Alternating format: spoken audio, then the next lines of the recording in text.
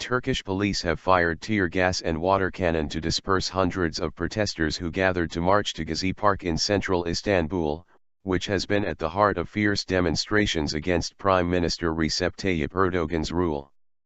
Saturday's protests were triggered when police blocked access to the park where a couple, who met during last month's anti-government rallies, were planning to get married in the park and had posted an invitation for guests to attend online.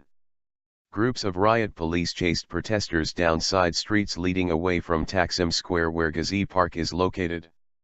The police intervention was the first in a week in Istanbul after protesters marched on Taksim last weekend, angered by a government-sponsored bill which stripped an Architects and Engineers Association involved in the protests, the TMMOB, of its final approval authority on urban planning projects.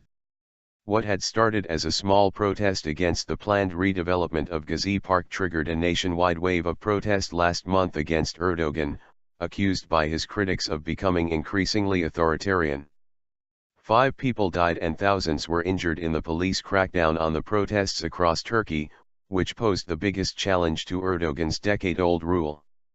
While the protests have largely died down across the country, some demonstrations have persisted in Istanbul and the capital, Ankara.